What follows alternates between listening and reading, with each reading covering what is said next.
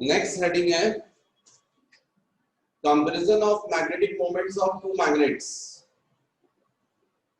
Bye vibration magnetometer by sum and difference method. पहले last video में अपन ने M1 बाय M2 देखा है सेपरेट मैग्नेट मेथड।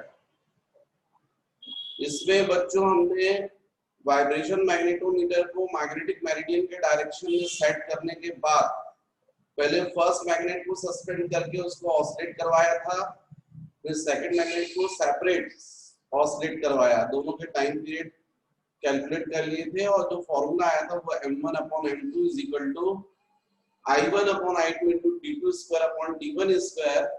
तो उस फॉर्मूले में वैल्यू रखकर हमने M1 bye M2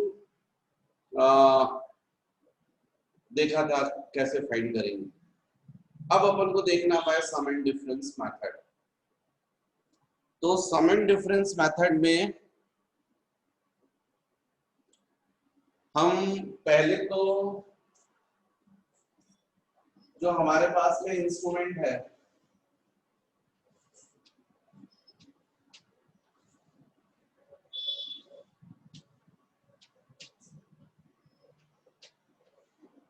vibration magnetometer,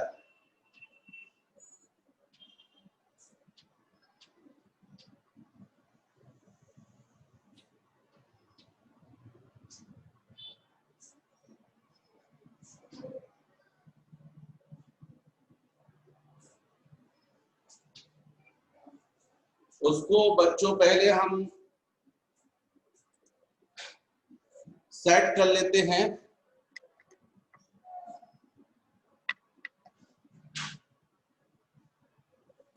magnetic meridian की डायरेक्शन में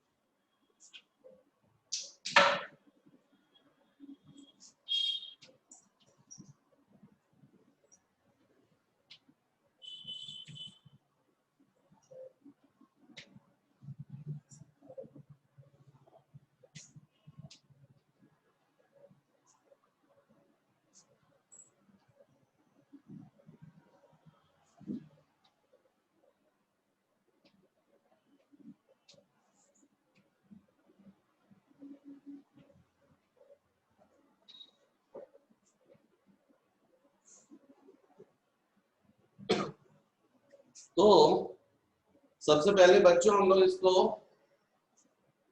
वाइब्रेशन मैग्नेटोमीटर को सेट कर लेते हैं मैग्नेटिक मेरिडियन के डायरेक्शन में। मैंने लास्ट वीडियो में समझाया था कि इस वाइब्रेशन मैग्नेटोमीटर को नॉर्थ साउथ डायरेक्शन में बैलेंस करते हैं। नॉर्थ साउथ डायरेक्शन को ही एक्चुअली अपन मैग्नेटिक मेरिडियन बोलते हैं। ये पूरा मैं डिटेल में समझा चुका हूं पहले। तो जब आपने वाइब्रेशन मैग्नेटोमीटर को पूरा सेट कर दिया नॉर्थ साउथ डायरेक्शन में, उसके बाद जिन टू मैग्नेट्स के मैग्नेटिक मोमेंट हमको कंपेयर करने हैं उनके नॉर्थ नॉर्थ पोल को साउथ साउथ पोल को एक साथ रखकर हम लोग यहाँ पर ऑसिलेट करवाते हैं, ऊपर रख देते हैं। अब वो बच्चों एक प्रॉब्लम आती है कि दोनों मैग्नेट्स के नॉर्थ नॉर्थ पोल और साउथ साउथ पोल को एक साथ रखोगे तो उनके बीच में रिपल्सिव फोर्स लगने लगता है, तो उनको एक साथ रखना टफ होता है। तो आपके पास में रबर बैंड रहती है, उससे आप दोनों को टाइट कर दीजिए, दोनों मैग्नेट को, और दोनों को कंबाइंड रखिए, दोनों मैग्नेट को एक साथ, दोनों के नॉर्थ पोल एक तरफ होना चाहिए। और फिर उसके बाद उसको ऑसिलेट करवाइए। बाहर से एक मैग्नेट लाइए, ये जो वाइब्रेशन मैग्नेटोमीटर इसकी विंडो के पास में पैनल के पास में बाहर से मैग्नेट को लाइए, वो या तो अट्रैक्ट करेगा या रिपेल करेगा। तो बाहर वाले मैग्नेट को जैसे आप हटा दोगे तो देखने मिलेगा दोनों मैग्नेट्स जो है वो अपनी मेन पोजीशंस के अबाउट क्या करने लगेंगे, ऑसिलेट करने लगेंगे। ऊपर विंडो से जो है आप ऑसिलेशंस को देख सकते हैं। ये और जो लाइन दिख रही है इस लाइन के अबाउट दोनों मैग्नेट का ऑसिलेशन होना चाहिए। आप काउंटिंग स्टार्ट कर दीजिए ऑसिलेशंस की। जैसे दोनों मैग्नेट मेन पोजीशन से राइट जाते हैं फिर लेफ्ट और वापस मेन, मतलब वन ऑसिलेशन कंप्लीट हो गया। तो जैसे आपने स्टार्ट किया तो स्टॉप वॉच को ऑन कर चुके, आपके एक हाथ में स्टॉप वॉच है और स्टॉप वॉच को ऑन किया और फिर वो राइट गया लेफ्ट गया वापस बैक आया, तो मतलब वन ऑसिलेशन, फिर राइट फिर लेफ्ट फिर मेन, सेकेंड ऑसिलेशन। ऐसे 25 ऑसिलेशंस कर लीजिएगा। जैसे 25 ऑसिलेशंस हो जाते तो स्टॉप वॉच को ऑफ कर दीजिए। तो इसका मतलब आपको 25 ऑसिलेशंस के लिए टाइम पता चल गया। मान लीजिए फॉर एग्जांपल 25 ऑसिलेशंस के लिए टाइम कितना आया, 50 सेकेंड। तो 25 ऑसिलेशंस के लिए 50 सेकेंड, इसका मतलब वन ऑसिलेशन के लिए 50/25 मतलब 2 सेकेंड। ये टाइम पीरियड आप ऐसा निकाल लीजिए। तो हम लोग जब यहाँ पर फॉर्मूला कर रहे हैं तब अपन कंडीशन लेंगे, तो अपन बोलेंगे first when like poles are combined। बच्चों like poles जब combined है तब आपका time period t1 is equal to जाएगा 2 pi into root over i1 plus i2 upon m1 plus m2 into of h। जब लाइक पोल्स को combined रखकर आप ऑसिलेट करवा रहे हैं और उस वक्त यदि मैं पूछूं आपसे बताओ टाइम पीरियड का फॉर्मूला क्या होगा, तो आपको बोलना पड़ेगा t = 2 pi into root over i1 + i2 upon m1 + m2 into h। क्योंकि जब कभी भी टू बॉडीज को कंबाइन करके आप ऑसिलेट करवाते हैं या रोटेशन मोशन करवाते हैं तो टोटल मोमेंट ऑफ इनर्शिया तो ऐड होता है, i1 + i2 हो जाता है। मैग्नेटिक मोमेंट भी ऐड हो जाएगा, क्योंकि जब फर्स्ट मैग्नेट का नॉर्थ पोल आपका एक तरफ है साउथ और दूसरे मैग्नेट का भी नॉर्थ पोल रख दिया है साउथ, तो पोल स्ट्रेंथ बढ़ गई है। तो मान लीजिए पहले अंदर 50 रोज थी, इसमें भी 50 रोज थी मान लीजिए फॉर एग्जांपल, तो टोटल 100 रोज हो गई है, पोल स्ट्रेंथ बढ़ गई है, मैग्नेटिक मोमेंट इंक्रीज हो जाएगा, ऐड हो जाएगा। वैसे भी आपको मालूम है moment, magnetic moment vector quantity है और इसका डायरेक्शन हमेशा मैग्नेटिक फील्ड के अपोजिट होता है। जब सेम रहेंगे तो फिर वो ऐड होगा। अब जैसा मैंने ये बताया वैसे ही इसके बाद इन मैग्नेट्स को अलग करके इनके अपोजिट पोल्स को कंबाइन रखकर फिर हुक पर रख दीजिएगा और फिर ऑसिलेट करवाइएगा। स्वाभाविक है जब अपोजिट पोल्स को आप साथ में रखोगे तो आपको कोई रबर बैंड नहीं लगाना पड़ेगा, खुद एक मैग्नेट दूसरे मैग्नेट को चिपका लेगा, ऑसिलेट करवाइए। तो सेकेंड, when unlike poles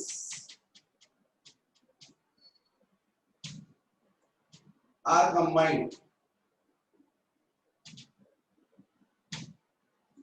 जब लाइक पोल्स कंबाइंड थे तो मैंने टाइम पीरियड बोला है t1, और जब अनलाइक पोल्स हैं तो टाइम पीरियड में बोल रहा हूँ t2। तो t2 = 2 pi into root over i1 + i2 upon m1 - m2 into of h।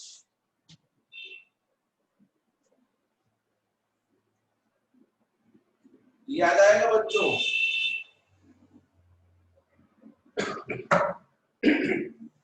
भाई मोमेंट ऑफ इनर्शिया तो लास्ट ईयर पढ़ा था ना 11th कोर्स में, मैग्नेटिज्म आपने कहाँ पढ़ा था भाई? ये तो 12th का टॉपिक, 11th का टॉपिक है ना रोटेशन मोशन में। तो पोल से क्या लेना देना मोमेंट ऑफ इनर्शिया का?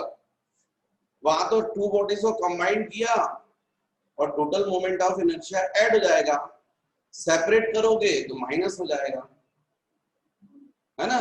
तो इसलिए i1 + i2 आएगा। लेकिन हाँ, मैग्नेटिक मोमेंट में जरूर m1 माइनस m2 जाएगा क्योंकि एक मैग्नेट का नॉर्थ और दूसरे का साउथ कम हो जाएगा। और जिस जगह पर प्रैक्टिकल कर रहे हो उस जगह पर horizontal component of earth magnetic field तो चेंज होगी नहीं। तो ये हो गया बच्चों सेकंड। अब equation 2 square divided by 1 square कर दीजिए। तो ये जाएगा t2 square upon t1 square is equal to, यहां पर आ जाएगा बच्चों 4 pi square into i1 plus i2 upon m1 minus m2 into h divided by 4 pi square into i1 plus i2 upon m1 plus m2 h t2 square upon t1 square equation 2 square divided by 1 square 4 pi square cancel i1 plus i2 cancel h cancel t2 square upon t1 square is equal to m1 plus m2 upon m1 minus m2 ये हो जाएगा। अब बच्चों bye कंपोनेंटो and dividendo क्या करते हैं इसमें t2 square plus t1 square upon t2 square minus t1 square is equal to numerator plus denominator upon numerator minus denominator। यहां भी ऐसे करोगे m1 plus m2 plus m1 minus m2 upon m1 plus m2 minus m1 minus m2। ऐसा करने से जब bracket open करोगे तो m2 और माइनस m2 कैंसिल हो जाएंगे और यहाँ पर m1 और m1 कैंसिल हो जाएगा और ये माइनस माइनस प्लस हो जाएगा ना। तो कुल मिलाकर बच्चों आपको मिलेगा t2 square plus t1 square upon t2 square minus t1 square is equal to 2m1 upon 2m2 2 cancel finally m1 by m2 is equal to t2 square plus t1 square upon t2 square minus t1 square.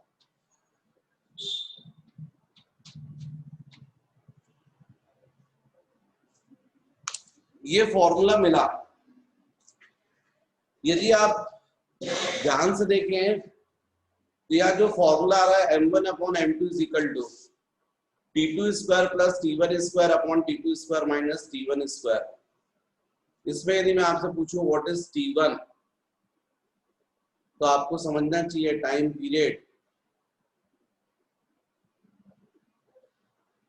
Period of oscillation when like poles are combined and t2 when unlike poles are combined। तो आपको कुछ नहीं करना है, केवल practical करना है। m1 by m2 find करने के लिए एक बार लाइक पोल्स को कंबाइंड रखकर ऑसिलेशंस करवाइए, टाइम पीरियड निकाल लीजिए। दूसरी बार अनलाइक पोल्स को कंबाइंड करके टाइम पीरियड निकाल लीजिए t2 की वैल्यू। और जब आपके पास t1 और t2 की वैल्यू आ जाएगी तो ये जो फॉर्मूला मैंने डिराइव करके दिया है इसमें वैल्यू रख दोगे तो m1 by m2 आ जाएगा। अब बच्चों इससे रिलेटेड क्वेश्चंस बनते हैं। पहले तो आपसे यही पूछा जाता है कि कौन सी मेथड बेटर है, सम एंड डिफरेंस मेथड बेटर है कि सेपरेट मैग्नेट मेथड बेटर है। तो इसका करेक्ट आंसर है सम एंड डिफरेंस मेथड जो है वो बेटर है सेपरेट मैग्नेट मेथड से। वो वहां आपको भले ही लगेगा कि फॉर्मूला तो बहुत आसानी से आ गया था, इसमें तो फालतू अपन को डिवाइड करके कंपोनेंट और डिविडेंड और फलाना ढिकाना करना पड़ा, फॉर्मूला भी कुछ बड़ा बड़ा अजीब टाइप का। लेकिन बच्चों यहाँ पर मोमेंट ऑफ इनर्शिया नहीं निकालना पड़ रहा है आपको, I1 और I2 है ही नहीं फॉर्मूले में, क्योंकि I1 और I2 निकालना टफ है। I इज इक्वल टू होता है m into L square plus B square by 12। मतलब मैग्नेट का आपको वेट लेना पड़ेगा, उसको डिवाइड करना पड़ेगा g से, तब मास आएगा, लेंथ आप मेजर करोगे, ब्रेड्थ आप मेजर करोगे, तब मोमेंट ऑफ इनर्शिया आएगा। फर्स्ट मैग्नेट का आएगा, ऐसे सेकंड मैग्नेट का निकालोगे, और डेफिनेटली इतना सब कुछ करोगे तो एरर के चांस भी ज्यादा बढ़ जाएंगे। और यदि तब इक्वल आ गया तब आपका वो फॉर्मूला बनेगा m1 upon m2 is equal to t2 square upon t1 square. तो वो मोमेंट ऑफ इनर्शिया इक्वल पता करने के लिए भी आपको मेजर करना पड़ेगा। लेकिन यहाँ पर I1 और I2 वाला कोई लफड़ा ही नहीं है, तो कैंसिल हो गया। सीधा सीधा आपको केवल टाइम पीरियड निकालना है। पहले दोनों वाइब्रेशन मैग्नेटोमीटर को मैग्नेटिक मेरिडियन के डायरेक्शन में सेट कर लो, और हुक में क्या करो, दोनों मैग्नेट को सस्पेंड कर दो, लाइक पोल्स कंबाइंड रख के ऑसिलेशंस काउंट कर लो, टाइम पीरियड निकाल लो, फिर सेकंड मैग्नेट से प्रैक्टिकल करके फिर उसका टाइम पीरियड निकाल लो। जहां T1 T2 आ गया, ये जो सामने डायरेक्ट फॉर्मूला है, इसमें वैल्यू रख दो, आंसर आ जाएगा। तो ये जो मेथड है ये ज्यादा बेटर है, इसमें एरर के कम चांस है, कम एरर के चांस है, उसमें ज्यादा बहुत एरर के चांस है। दूसरा, ये मेथड जो है केवल उन्हीं मैग्नेट के लिए सक्सेसफुल है जिन मैग्नेट के मैग्नेटिक मोमेंट में फर्क होता है, डिफरेंस होता है। जिन मैग्नेट के मैग्नेटिक मोमेंट अप्रोक्सीमेटली इक्वल हैं, तो उनके लिए सम एंड डिफरेंस से आप मैग्नेटिक मोमेंट कंपेयर नहीं कर सकते। फिर आपको वो सेपरेट मैग्नेट मेथड ही यूज करनी पड़ेगी। ऐसा क्यों बोल रहा हूं मैं? ऐसा इसलिए बोल रहा हूं बच्चों कि यदि मैग्नेट के मैग्नेटिक मोमेंट काफी क्लोज हैं, अप्रोक्सीमेटली इक्वल है, तो आप देखो जब आपने ये फॉर्मूला डिराइव किया था, तो जब अनलाइक पोल्स कंबाइंड थे, तो अनलाइक पोल्स की कंडीशन में ये था आपका T2 is equal to 2 pi into root over I1 plus I2 upon M1 minus M2 into H। अब M1 और M2 इक्वल होंगे तो डिनोमिनेटर क्या जाएगा, 0, तो टाइम पीरियड कितना जाएगा, इंफिनिटी। टाइम पीरियड इंफिनिटी का मतलब है ऑसिलेशन नहीं होगा। जब अनलाइक पोल्स को साथ में रख दोगे आप, और यदि वाइब्रेशन मैग्नेटोमीटर में लटका दोगे, फिर आप सोचोगे कि ऑसिलेशन होगा, वो राइट साइड जाएगा, फिर लेफ्ट साइड जाएगा, फिर मीन पोजीशन में आएगा। तो उसमें जो उसको टाइम लगने वाला है, कितना टाइम लगेगा, इंफिनिटी। इंफिनिटी का मतलब है यहाँ जाएगा, मीन से राइट जाएगा, जब जाएगा तब उसके बाद लेफ्ट जाएगा, फिर ऐसा कितना टाइम लगेगा, इंफिनिटी। मतलब सही मायने में ऑसिलेशन नहीं होगा। मतलब ये मेथड केवल उन्हीं मैग्नेट के लिए एप्लीकेबल है जिन मैग्नेट के मैग्नेटिक मोमेंट में फर्क होता है, डिफरेंस होता है। तो इससे रिलेटेड मुझे ये बातें आपको बतानी चाहिए थी, पर चूंकि मैंने आपको पढ़ाया है, ये दिखाया, मैं थोड़ी देर के लिए हट जाता हूं ताकि आप वीडियो को पॉज करके आप नोट कर सकें। तो नेक्स्ट बच्चों, ये वाइब्रेशन मैग्नेटोमीटर की हेल्प से अपन किन्हीं टू प्लेसेस पर अर्थ की जो मैग्नेटिक फील्ड है उसके हॉरिजॉन्टल कंपोनेंट को कंपेयर कर सकते हैं, H1 अपॉन H2। तो नेक्स्ट सेक्शन में यही है, comparison of horizontal component of earth magnetic field at two places by vibration magnetometer। तो इसमें भी कुछ नहीं करना बच्चों, अब इसमें एक ही मैग्नेट से प्रैक्टिकल करना है। बस फर्क ये है कि जिन दो प्लेसेस पर हमको हॉरिजॉन्टल कंपोनेंट कंपेयर करना है, पहले उनमें से एक प्लेस पर वाइब्रेशन मैग्नेटोमीटर को एडजस्ट कीजिए, वहां प्रैक्टिकल कीजिए और वहां पर जो टाइम पीरियड है वो कैलकुलेट कर लीजिए। फिर उसी वाइब्रेशन मैग्नेटोमीटर को सेकंड प्लेस पर आप जैसा मैंने समझाया है वैसा आप एडजस्ट कीजिए मैग्नेटिक मेरिडियन के डायरेक्शन में, सेम मैग्नेट से आप वो ऑसिलेट करवाइए और टाइम पीरियड पता कर लीजिए। तो मान लीजिए आपका जो टाइम पीरियड आया फर्स्ट प्लेस पर, एट फर्स्ट प्लेस, वहां पर T1 = 2 pi into root over I upon m into h1। भाई मैग्नेट सेम रख रहे हो तो मोमेंट ऑफ इनर्शिया भी नहीं बदलेगा और मैग्नेटिक मोमेंट भी नहीं बदलेगा, केवल जिस पहली जगह पर आप कर रहे हो वहां पर हॉरिजॉन्टल कंपोनेंट अलग रहेगा और इसलिए टाइम पीरियड अलग रहेगा। दूसरे प्लेस पर करोगे हॉरिजॉन्टल कंपोनेंट चेंज जाएगा, क्योंकि अर्थ की मैग्नेटिक फील्ड बदलती है तो हॉरिजॉन्टल कंपोनेंट भी बदलता है और वर्टिकल भी बदलता है। तो ये आपने बोला एट फर्स्ट प्लेस। यदि मैं बोलूं एट सेकंड प्लेस, तो सेकंड प्लेस पर आप क्या बोलोगे, T2 2 pi into root over I upon m into h2। जो क्या 2, अब कुछ नहीं बच्चों, 2 square divided by 1 square, T2 square upon T1 square is equal to 4 pi square I upon m into h2, 4 pi square I upon m into h1। यहाँ पर 4 pi square cancel हो जाएगा, I कैंसिल हो जाएगा, m cancel हो जाएगा, ये h1 जो है न्यूमरेटर में पहुंच जाएगा। तो कुल मिलाकर T2 square upon T1 square is equal to h1 upon h2। इसका मतलब h1 upon h2 is equal to T2 square upon T1। इस फॉर्मूले की हेल्प से हम लोग किन्हीं भी टू प्लेसेस पर जो हॉरिजॉन्टल कंपोनेंट है अर्थ मैग्नेटिक फील्ड के उनको कंपेयर कर सकते हैं।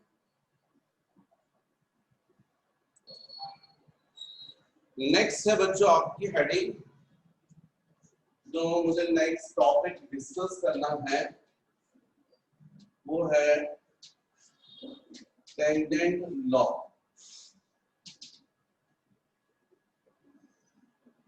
मैं चाहता हूं कि पहले आप इसको समझ लीजिएगा। यदि किसी मैग्नेट को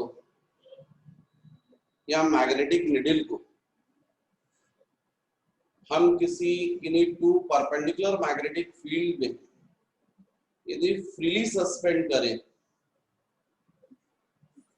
और इक्विलिब्रियम पोजीशन में वो मैग्नेट या मैग्नेटिक निडल किसी एक फील्ड के साथ एंगल बना रही है, सपोज थीटा एंगल, तो इस लॉ के हिसाब से जो सेकंड फील्ड होती है वो फर्स्ट मैग्नेटिक फील्ड की tan थीटा टाइम्स होती है।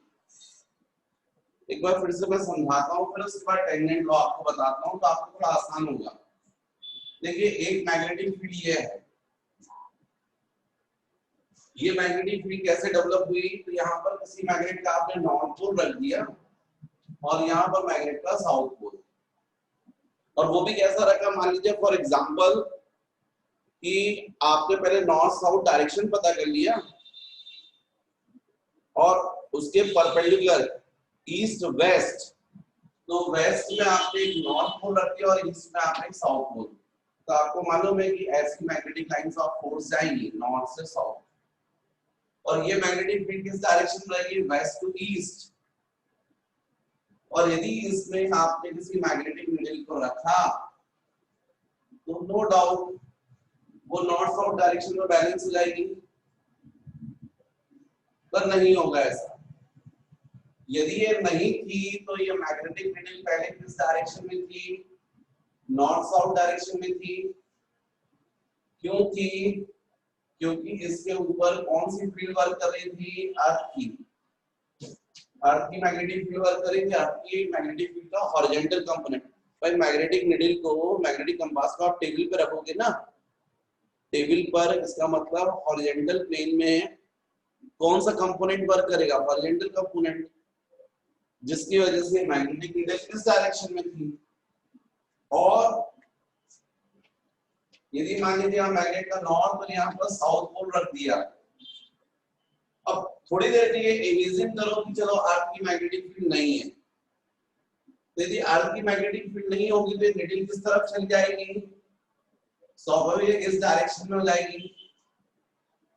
जो डायरेक्शन ये हमने आर्टिफिशियल मैग्नेटिक फील्ड डेवलप की है नॉर्थ साउथ की वजह से, उस डायरेक्शन में मैग्नेटिक निडल हो जाएगी यदि अर्थ की मैग्नेटिक फील्ड नहीं होती तो। लेकिन हमको मालूम है प्रैक्टिकली ऐसा नहीं है, अर्थ की भी मैग्नेटिक फील्ड है, तो फिर ये मैग्नेटिक निडल किस डायरेक्शन में बैलेंस होगी। भाई इसका मतलब निडल के ऊपर दो मैग्नेटिक फील्ड वर्क कर रही है, H और एक ये मैग्नेट की वजह से मैग्नेटिक फील्ड B। तो जो मैग्नेटिक निडल है अब ना तो H के डायरेक्शन में बैलेंस होगी और ना B के डायरेक्शन में, तो कैसे एडजस्ट होगी, ऐसी, जहां ये B और H दोनों का रिजल्टेंट है, ऐसे रोटेट होकर बैलेंस हो जाएगी।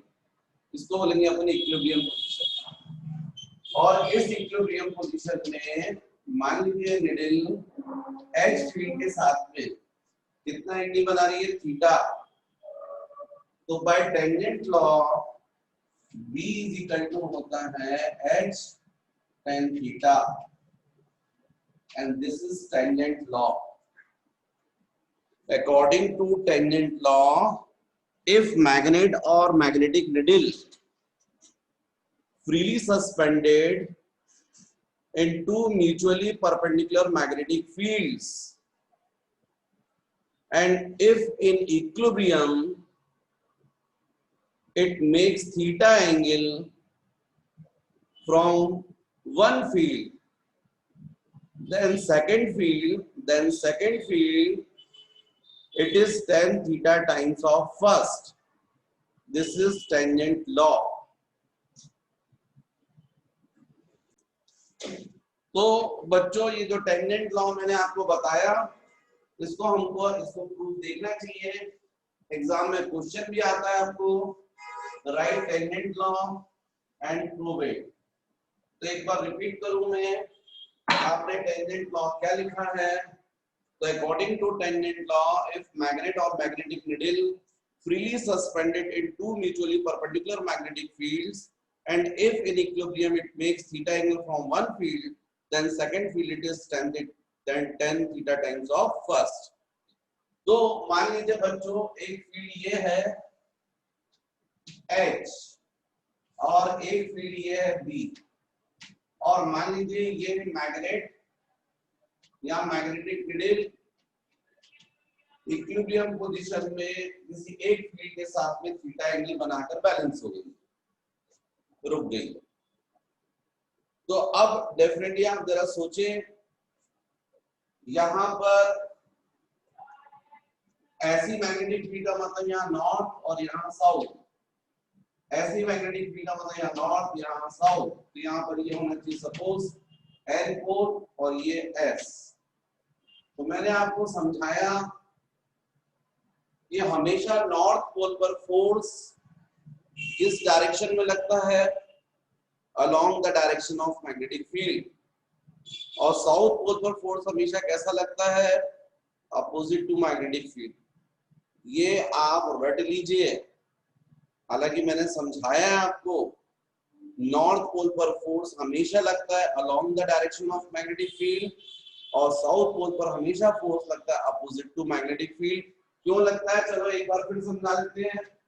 ये नॉर्थ ये साउथ, आप ऐसा ही रोटेट करेंगे तो नॉर्थ यहाँ पर, ये साउथ, ये नॉर्थ इसको रिपेल करेगा, साउथ इसको अट्रैक्ट करेगा, इन दोनों का रिजल्टेंट ऐसा लगेगा, रिजल्टेंट मतलब नेट फोर्स। जबकि यहाँ पर इस साउथ को ये नॉर्थ क्या करेगा, अट्रैक्ट, ये साउथ रिपल और इन दोनों का रिजल्टेंट ऐसा लगेगा। तो डायग्राम पर मैंने आपको समझाया नॉर्थ पोल पर हमेशा फोर्स लगता है along the direction of magnetic, क्योंकि magnetic field north to south रहती है ना, इसलिए तो नॉर्थ पर फोर्स हमेशा लगता है along the direction of magnetic field, south पर हमेशा अपोजिट टू मैग्नेटिक फील्ड। तो अब यहां पर भी ऐसा ही होगा, मैं केवल अभी एच फील्ड को हाईलाइट कर रहा हूं, आप थोड़ी देर के लिए बी फील्ड को भूल जाएंगे। तो एम पर फोर्स ऐसा लगेगा और एस पर उसका ठीक अपोजिट। ये फोर्स है एफ, यहां भी फोर्स एफ। मैंने बोला आपको थोड़ी देर के लिए एच भूल जाइए। ये फोर्स की वैल्यू कितनी होगी आप बता सकते हैं, क्योंकि आपको मैग्नेटिक फील्ड बी का फॉर्मूला पता है F upon M. Intensity of magnetic field is equal to the force upon pole strength. तो force is equal to M into B. What is M? Pole strength of a magnet और magnetic field, and B magnetic field. तो यहाँ पर जो force रहेगा वो रहेगा m into H, क्योंकि यहाँ पर फील्ड h है। b को मैंने बोला थोड़ी देर के भूल जाइए, कोई b फील्ड नहीं है। यहाँ पर भी सेम फोर्स लगेगा, क्योंकि वही मैग्नेट है तो पोल स्ट्रेंथ तो सेम रहेगी, और इसलिए ये भी रहेगा m इंटू एच। अब ये दोनों फोर्स एक दूसरे के अपोजिट है, तो डेफिनेटली दोनों मिलकर क्या लगाएंगे? Moment of couple. और इस मोमेंट ऑफ कपल की वजह से ये कैसा चाहेंगे कि रोटेट होकर कैसा हो जाए? एच के डायरेक्शन में। भाई आपको क्लियर दिख रहा है? यहाँ पर ये जो डायपोल इसका फोर्स ऐसा लग रहा है, एक्स पे ये रोटेट करना चाहेगा कैसा? ऐसा। ऐसा मतलब एंटी क्लॉकवाइज। तो ये अप्लाई करेगा मोमेंट ऑफ कपल। सपोज ये एन है, एन, ये एस, मैंने एन से एक परपेंडिकुलर ड्रॉ किया मैग्नेटिक फील्ड बी पर, और इस पर एस से एक परपेंडिकुलर ड्रॉ कर दिया। ये दोनों एक दूसरे को ओ पॉइंट पर इंटरसेक्ट कर रहे हैं। तो यदि मैं आपसे पूछूं moment of couple due to H field, जिसको हम लोग टॉर्क भी बोलते हैं, moment of couple due to H field, तो आपका आंसर होगा एम एच, या force into perpendicular distance, force into perpendicular distance between forces. तो एक फोर्स ऐसा है, एक फोर्स ऐसा है, इनके बीच का परपेंडिकुलर डिस्टेंस क्या दिख रहा है आपको? S O, F into S O. ये हुआ moment of couple due to H field, जिसको हम लोग टाउ एच भी लिख सकते हैं, torque due to H field. अब यदि मैं आपसे क्वेश्चन करूं कि नहीं भाई यहाँ पर बी फील्ड भी वर्क कर रही है, तो आप बोलेंगे बी फील्ड की वजह से नॉर्थ पोल पर फोर्स ऐसा लगेगा m इंटू बी, और साउथ पोल पर अपोजिट डायरेक्शन में तो आप बोलेंगे ऐसा लगेगा F is equal to m into B. पहले जब मैंने यहाँ पर बोला था तो आपने ये F होना चाहिए m into H into S O, और इसको सपोज मैंने बोल दिया था 1। अब मैं यही क्वेश्चन करूँ आपसे, moment of couple due to B field, इसको टाउ बी से भी डिनोट करते हैं। तो फिर से आप बोलेंगे force into perpendicular distance between forces. अब आपको क्लियर दिख रहा है यहाँ पर फोर्स ये F है, और दोनों फोर्स के बीच का परपेंडिकुलर डिस्टेंस आपको NO दिख रहा है, क्योंकि ऐसा फोर्स लग रहा है इस पर और इससे ऐसा। मैग्नेट पर जो फोर्स लग रहा है ऐसा लग रहा है और ऐसा लग रहा है, मतलब ये फोर्स ऐसे हैं, तो इनके बीच का परपेंडिकुलर डिस्टेंस क्या हुआ? मतलब NO। तो फोर्स इनटू NO, मतलब tau P is equal to, ये फोर्स को आप बोलोगे mb into of NO and suppose this is equation number 2। इस तरीके से बच्चों मैंने दोनों टॉर्क निकाल लिए सेपरेट सेपरेट, लेकिन आपको क्लियर दिख रहा है यहाँ पर, यदि इक्विलिब्रियम पोजीशन में है, इन इक्विलिब्रियम तो कोई भी बॉडी इक्विलिब्रियम में तब होगी जब उस पर दोनों टॉर्क जो लग रहे हैं वो इक्वल मैग्नीट्यूड के होंगे और एक दूसरे के अपोजिट होंगे। तो आपको यहाँ क्लियर दिख रहा है कि H फील्ड के कारण ऐसा ये था तो ऐसा रोटेशन होगा, और B फील्ड के कारण ऐसा था तो इसके कारण रोटेशन ऐसा होगा क्लॉकवाइज, एक के कारण एंटी क्लॉकवाइज और एक के कारण क्लॉकवाइज। तो चूंकि दोनों के डायरेक्शन अपोजिट है और यदि इक्वल भी हो जाए तो डेफिनेटली क्या करेंगे, दोनों एक दूसरे को कैंसिल कर देंगे, बॉडी इक्विलिब्रियम पोजीशन में आ जाएगी।